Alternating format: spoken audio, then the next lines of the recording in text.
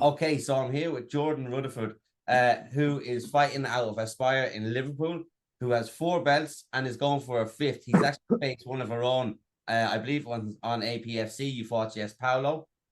Yes. Yes. So, um, you've first of all, thank you very much for your time. I appreciate it. Obviously, Everyone's uh, a pleasure.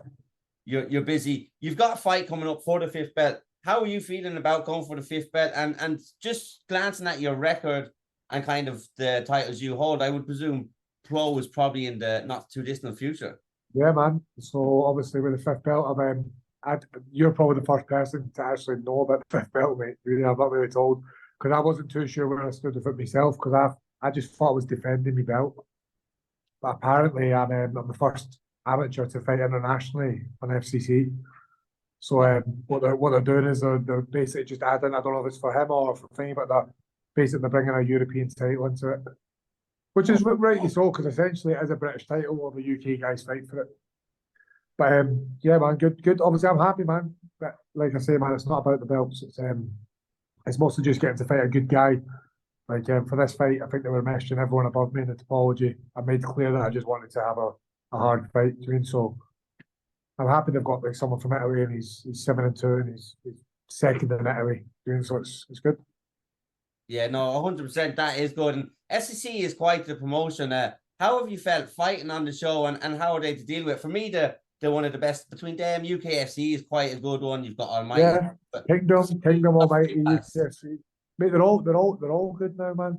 Yeah. Fight FCC is just different because it's got Fight Pass as well. But at the same time, man, I'm buzzing to be fighting on FCC. I'm buzzing to be like up there. Like last fight, I was main event on FCC, my first fight on there. Do you mean they got me a good hard fight? I was generally buzzing about it. Do you mean really easy to work with? Like I say, mate, I fought on all different shows this year. I fought Roman David on Kingdom at the start of the year, Yeah. and then I fought Kieran Edward, then I fought Ash Shemard on Almighty, then UKFC. All the shows, man, they're not daft. I think they all should be looking about and see who's doing what. And it's like, why are you slacking, man? That's your competition. And Yeah. No, okay. Kingdom is another one that was actually a fantastic show. And yes, you did. You beat Roman on that. And I think he came back and he won a title here like 2 weeks later. 1-2. Yeah. Roman's actually cool as fuck. He's one of the Yeah, most chill people, isn't he? He's I really reckon if it wasn't for the fighting that would like half outside of it, like would get along, I mean, we'd get along anyway, but you know what I mean? Though, if I was like different times. well, you might still. It's a thing over here. It seems to be a lot of Irish fighters that end up fighting each other on the amateur scene actually do become quite friendly and do end Of up course, trading. well, the last time when I was in Thailand last winter, I obviously bumped into Max Lally, and I spent loads of time with Max. I think I love the Irish man. I think it's their boss. Yeah, no, Max obviously is he's signed to Cage Warriors now himself. He's Well, massive. Aaron Henry as well. Aaron Henry over there. He's a cool guy. Aaron You and Henry's fantastic. Cheryl, all good. But to get to where you are, you had to start MMA at some stage. And what made you start MMA? It actually wasn't the sport of MMA, was it? It was another sport. So Actually, basically, yeah, I used to live abroad when I was younger, and then basically I moved to Liverpool, and then basically just wanted to just kind of meet people and that. So I'd seen that white collar boxing, so I'd done a white collar boxing, and then I won that obviously, but then before that I was sticking about watching MMA, and at that time they were running like 3 or 4 weeks ahead of each other. So when I done the boxing one, I just jumped straight into the MMA, and that was kind of my first ever MMA fight. I think I got like a spinning armbar for the submission that I drilled with someone the night before for the first time ever. So it was probably just like, and I was just obviously I loved it, mate. I liked fighting, man. I'm from Scotland, it's one of the things, but I don't know, I just clicked, and then and then my mates had a show in Scotland, and I took an MMA fight, which was obviously stupid because my coaches here now, like they didn't really know me then. I just come off the white collar. So I was like saying to Dean Garnett and that, like, will you come corner me? And they're like, no, like, defo not. You need to go through a process, Jordan, that you can't just come off a white collar and start fighting MMA against like Scotland's top guys. So I did anyway. I won. I won the fight, lad. I didn't fight anyone good, obviously. If you watch it, mate, it's on YouTube somewhere. You'll be able to find it. I finished him in the third round, man. Obviously, I felt buzzing. I bounced into the gym the next day, like, yes, Dean, you all right? And he's like, I said, you're mad, you. And anyway, so I started doing PTs at the gym. Didn't start the classes yet. I just done the PTs because I couldn't probably get in the fight team. But the sessions were proper, like they were just mad, like good mad. Do you mean I was like, I need to do some PTs first before jumping these. So I did a white collar boxing and a white collar MMA. Like what's that, like 6 weeks of training, 7 weeks of training, then the fight, then the PTs, and then my mates rang me again. They were like, "Oh, we've got another show coming up in like a month's time. Do you want to jump on it again?" So I was like, "Yeah, fuck it, go on." So I jumped on the show again, and obviously I actually fought someone who now I think his amateur record's something like 9-1 or 9-2 or something like that. And Gary McMillan, his name is. I can't remember exactly what his record, but it's good. But at the time he was 4 or 5-0. So I went to Dean. I was, oh, I've got another fight. And that. He's like, oh my God, what? He's like, he's in shock. He's like, what are you doing, lad? He's like, honestly, what are you actually doing? He's like, bro, you're meant to go for AM-C, AM-B, AM-A, kickboxing fights before that, exhibitions. Like, so anyway, I took the fight, man, and got choked out in like the first round. So that was it. I was like, no, that's why I stopped training for years. It's like my ego got to me. I told people I was a fighter when I wasn't a fighter. Do you know what I mean? Like, back when I wasn't an actual fighter, I used to tell people I was a fighter because I was just an ego fighter. Now I wouldn't even dream of saying that, and now I am. Do you mean like? So it's funny. It's just funny the way the world works, isn't it? It is, and obviously your ego got bruised. Obviously, you done the white collar, you wanted the MMA, you won it, and then obviously you thought you were invincible going in and taking these fights, and especially when your coach said no, and you still went and you won. He's probably thinking like, "What the fuck?" You're thinking, "Look, I'm a fighter. I'm not going to lose again." And then, yeah, do you mean like I was just like, I'll show you. Do you mean? But then at the same time, I was like, "Fuck, man!" Like when I got beat, I was like, "Fuck, man!" Like I remember walking up the stairs and seeing him. It was like he was waiting for me. It's like he smelled me coming the door, lad. I was just sitting there rubbing his hands, like, "See, I fucking told you." And obviously, you took a break then from MMA. What made you come back to it? Like, obviously, you enjoyed it. You won the first two fights and the thing, but when you lost, what made you think? Was it something saying that I want to give that another go? Was it a pride thing? I don't know if you've seen another interviews. Obviously, I talk about going to jail and stuff. So I went to prison, and then it was kind of just like when I come out, man, I was like, "Fuck me, I've got a little girl and stuff." So not to get deep with it or that, like it's not even that deep, but it was kind of just like, listen, I'm going to end up losing my little girl here. I'll go back to jail for longer than what I was in. I was just like, what's the point, man? I was like, I need to find something that I like. And at that time, I was like wanting to fight. Do you mean like I was just kept fighting? That way, like you could jump in your car, music's on, and in your head you're fighting. You're just fighting in your head, or do you know what I mean? Like you probably have it like you'll do all your podcast stuff or your stuff that you get have a hobby in.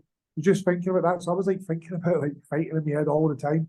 Anytime music come on, I get like goosebumps a bit of fun, but I was never doing nothing about it. Nothing. Do you mean? So then when I went to jail, I was like, listen, like 28 come out, I was like, nothing else to lose, you on it. It's hard to make fucking hard job to chase at 28, you on it, but I've made it work, man. Like I generally have me. I've got PTs, I'm coaching, I'm fighting regularly. I think my 5th fight this year, 5th title fight back to back. Do you mean like this is the shit I was thinking about when the music come on. Do you mean? No, just funny stuff like that, mate. I generally think it's just mad the way the world works. Do you mean like what's meant for you won't pass you by, in it?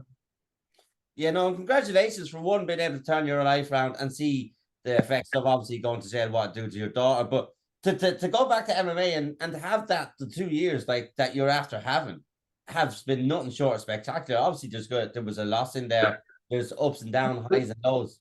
Who lost is a loss. Jesse. Yeah, I was on a little run again, mate. Yeah. Probably needed to beat off Jesse, man, to be knocked down a peg to realise like, listen, you fucking just because you're winning and finishing people, like, you know what I mean, regardless of how good you think they are, man, like someone's out there wanting it as well, man. So fucking Jesse knocked me down. And we message now to this day. Anytime Jesse's fighting, anytime I'm fighting, same way we go back to that being mates. I'm actually doing that with Jesse. You know, and I've still messaged Roman and stuff as well. Do you know, it's not like that. But I just say in general, it's just funny the way the world works. Then that loss I took in fact it was just Jesse, just Jesse. Yeah, but like the streak you were having before, once you came back and you started winning the way you were winning, because like there was a lot of finishes and like that you were on a streak. How did that feel to come back from having that loss years ago to coming back and starting it again like this? Did it feel like the start of the previous time as well, or was it different because you had matured? Like I say, mate, not at all, because back then I was definitely not committed. I definitely, the stuff I do now, I just did not, mate, honestly. I was still going out all the time, bloody drinking, smoking, bloody the lot, lads. Do you mean? So now I don't do anything like that. Now I'm probably fresh headed and stuff like that. But yeah, so that's that. Yeah, no, and obviously, where if for people who might not know you, where have you picked up titles? You picked up titles in KCC, FCC, Almighty. Almighty, and I can't remember. UKFC, Almighty, Yeah, Kingdom, and the FCC. yeah, and like Shows, you mean like good shows, man? So I'm buzzing. Like, yeah, no, they're all fantastic shows. Like I said, we named out the couple earlier. I forgot, like Kingdom. Now, what do you make of the scene right now? UK, Ireland, I think, like the levels coming out of both countries at the minute is yeah, amazing. fantastic. So this is going back to like when I fought Roman. Like going for Jesse to Roman. Roman was just like I was watching Roman's fight and going, this guy has it, man. Like he's fighting like Conor McCarthy. Don't get me wrong, I don't know those Irish lads. Like to me, like I've still watched the fights and stuff, obviously, because they're good fighters. Like who's denying them that? Look at the gyms they're in. Are you on it? So when I was fine watching that, I was going, oh my god, the level here is crazy. I was like, it's good. Do you know what I mean? So like Yeah, again, mate, I could prepare. When I was in Thailand, that's all I was thinking about. I was like, I generally need to really pick up my game here. I can't go 2 losses back to back against. What I was saying to myself was like, if I get beat again, this isn't for me because I'm getting beat off 2 guys back to back. Who like, do you know, even though you can bounce back and stuff, I don't mean it like that. But that was like me saying to myself, like deal breaker. I'm 28. If I'm getting beat here, there is it's probably pointless. You on it? So to make a living out of it anyway. If I'm getting, do you know what I mean? Like, how can I start making a living? I've not got time to bounce back and start having all these losses and all bounce back. Do you know what I mean? yeah, no, 100%. And like that going forward, obviously, I would presume after your next fight, whatever the result is, you're going to look to go pro. With the likes of Cage Warriors, you've got so many options now with Cage Warriors, PFL, Octagon, and there is all obviously the regional shows as well. The likes of FCC, UKFC, Almighty, all them. You've got a wealth of options at your disposal when you go pro. Like, how does that feel to know that there is so many different places? Well, I'm getting loads of messages of managers and stuff now. I'm taking really no notice because I don't want to get like even involved in that now. I'm still fighting amateur. Do you know what I mean? Like my coach said, listen, just wait. Just don't get involved in that. Stay focused just now when you're still amateur and stuff. So I did. I mean, like I have it and I have them. But mate, obviously don't get me wrong, that's why I'm wanting to go for these people like another belt. Like and I'm like, yeah, I only went for these. So people were saying like when I had 2 or the 3, and then when I was going for the 3, oh, you go for a 4th, why not just go pro? And I'm like, make noise on all these little scenes. Do we like I know it's mad, mate, but that McGregor says it back in the days, like make all that noise on the regional scenes, like getting all the belts. Even though he was talking about that pro, I'm just saying in general though, MMA wasn't big back then, so it was the pro that made the noise. Now the amateur fighters are making the noise and then getting signed into these good pro things because of all the stuff they did at amateur. Do you know what I mean? Yeah, no, 100%. So that's kind of where I'm at now. Like I'm just like, and then I'm not asked this 5th belt. Like it's, I honestly, I'll fight my heart out for it.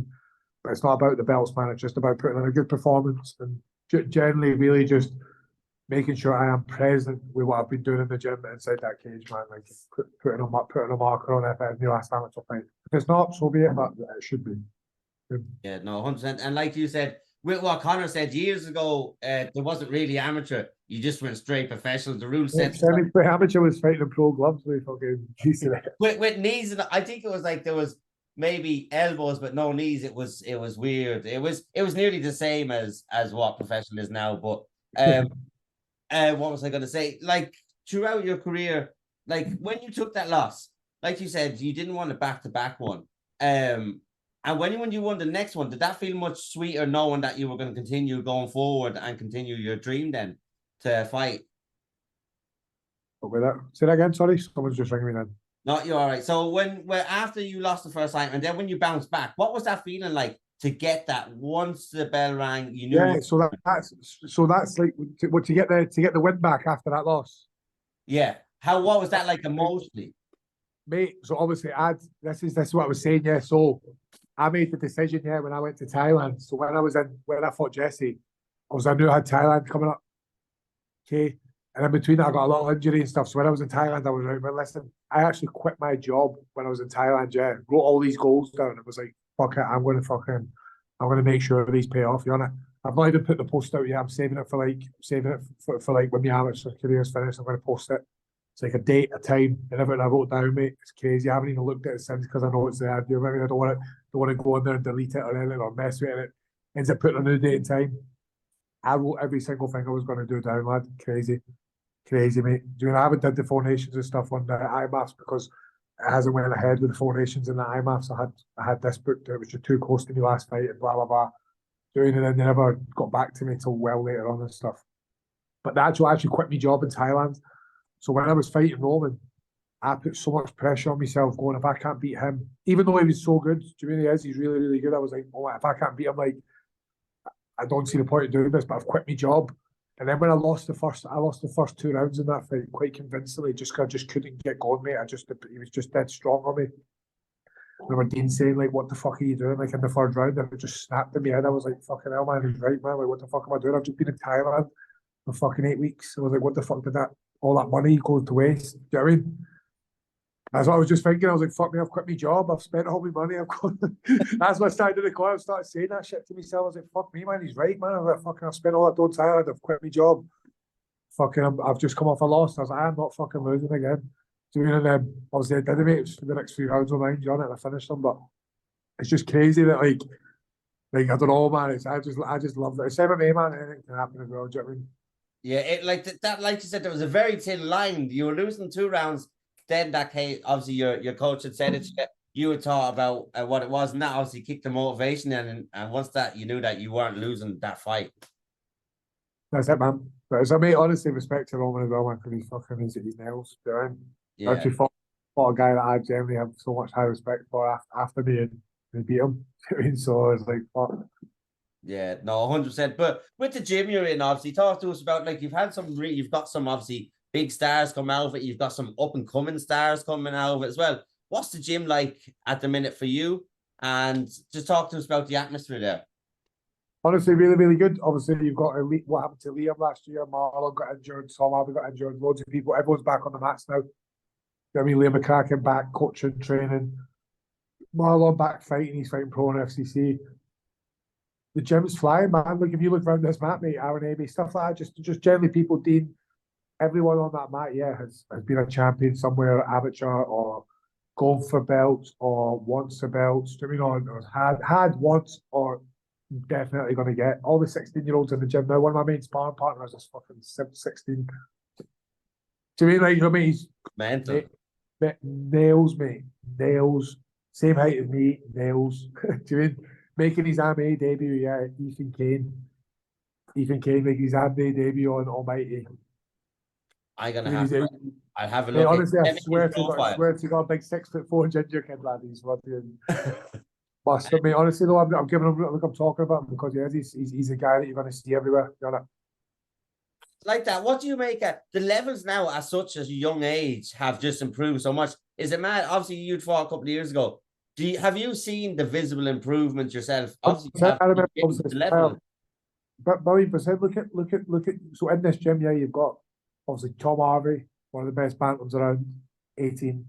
Tyler Derbyshire, one of the best flies around, 18. You've got Shea Williams, best in the world, 15. Regan Bellamy, just won the IMAS best in the world, 16.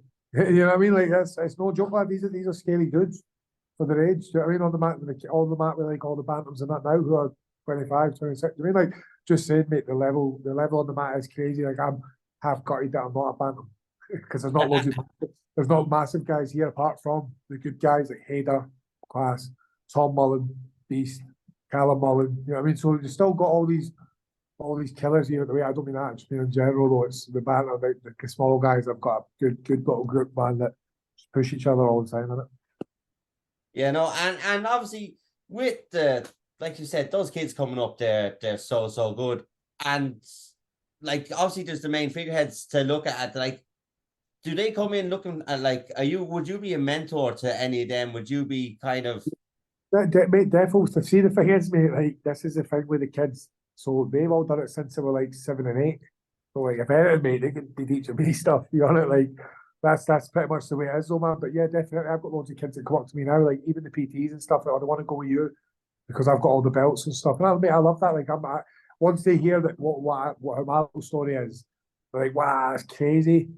Like, do you know what I mean? I've got a little, I love working with all the kids and stuff as well. I've got a little girl, man. So obviously, the kids probably take to me a bit more because I'm so friendly. Do you mean? So it's just when I coach the kids as well here. You know, just start coaching only the ninjas, but in general, though, I'm dead sound of all like little Tom Bryn and Kai Armo and that. You hear about me, honestly. These are little kids that are 15 again that you hear of coming through again like this. They're all dead. They look up to us and that, so it's good. Yeah, no, 100%, 100%. I'm gonna let you go. I want to thank you so much for your time. Okay. Honestly, it's been a pleasure. I'm buzzing that me and you just got to have a proper convo, man. Like, honestly. Yeah, no, it's a long time coming, and like that, you're someone I took interest in, and I think it was before you fought Jess, and then I seen you fought Jess, and then I seen what happened after Jess, and I think I texted you a while ago. I took a break, and then sometimes, with interviews, they happen when they're supposed to happen. I think, and I'm glad I've got to have this one now. Is there anything you want to say before you go? Thank you very much for your time. Listen, honestly, mate, honestly, man, everyone just tune in November 30th. Can, man, listen, if it's going to be the last amateur or not, it's going to be some hell of a fight. Taking on Graziano Giuliani from Italy. Good guy. Don't know much about him either, so it's going to be interesting, man. But listen, tune in, man. It's always a good fight, man. Always an entertaining fights. I mean, I'm looking as well. I've always said to myself the last couple of fights, be in there for the 5 rounds. I'll be in there for them if I need to be, but that's how I'm coming to finish them. So. Perfect. No, yeah. So everyone that wants to watch that, you'll be able to watch FCC on UFC Fight Pass. A fantastic show, a fantastic champion here, and hopefully we see you going pro in the new year. But you're focusing on the task at hand. Yeah, big mate. Another thing, another big run on the pro scene as well, man. Like I'm just going to be just as active as I was when I was amateur. So. Yeah, no. Like I say, that's the 30 doesn't last long, man. It's going to go up. So. Yeah, no, exactly. And like that, you've been extremely active over your amateur career, the latter half of it, and we look forward to seeing this last fight. And then enjoy your Christmas, and then get back on it at the new year, and then hopefully we'll hear some news for a pro fight from you. Thank you again, and I will talk to you very soon. Well, thank you very much, man. I'll speak to you soon, man. All right. Bye-bye.